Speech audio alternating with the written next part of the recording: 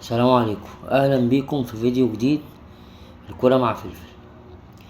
طبعا النهاردة مش هتكلم على الكورة، هتكلم على حاجة شخصية تخصني يعني انا راجل بحب الكورة من زمان، وراجل اهلاوي متعصب و... باختصار كده قررت ان انا لما كبرت شوية وما لقيتش ليا امل ان انا مثلا العب في نادي او احترف، وكان امنية حياتي ان أنا العب في الاهلي، واختبرت في النادي الاهلي وانا صغير ومحصلش نصيب، وحصلت لي مشكلة في عينيا فما كانش ينفع ان انا العب في نادي. فالحمد لله طبعا. ودربت قبل كده في حلوان هنا في كذا نادي في حلوان، وما حصلش برضو نصيب ان انا اكمل عشان شغلي وعشان مجال شغلي والكلام ده. باختصار كده قررت ان انا اعمل فيديوهات. كنت طالب ان انا مثلا ابقى واحد مشهور، واحد معروف، زي ما بنشوف كده الناس اللي هي بتتشهر وتتعرف والكلام ده. بس يعني تقريبا كده برضو ممكن ما يبقاش ليا حظ في الموضوع ده.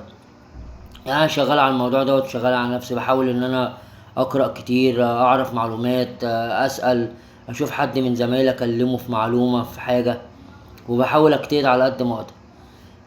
برضو حاسس ان الفيديوهات مش عاجبه الناس، مفيش اهتمام يعني. مثلا بلاقي مثلا ممكن فيديو مثلا يوصل 5000 مشاهدة، بس مفيش ولا لايكات ولا في اشتراكات ولا حاجة. يمكن قبل كده ابني الصغير قال لي كده حاجة خفيفة، قال لي يا بابا اقول لهم الفيديو ببلاش، يعمل اللايك والشير كمان ببلاش. فبتمنى لو في اي تعليقات، مثلا حد عايز يعرف حاجة، حد مش عاجبه حاجة يقول لي في التعليقات. بتمنى ان الفيديوهات بتاعتي تتشهر، وبتمنى ان الفيديوهات تزيد واللايكات يعني تزيد والاشتراكات.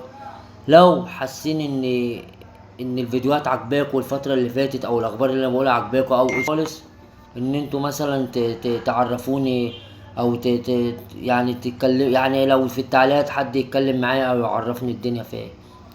انا بشكركم عشان ان انا خدت من وقتكم شوية، بس حبيت اعرفكم اللي جوايا.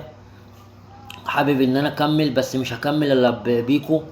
فبتمنى ان الكلام لو هو عاجبكم، او لو انتوا عايزيني او حابين ان انا اكمل تعرفوني. السلام عليكم.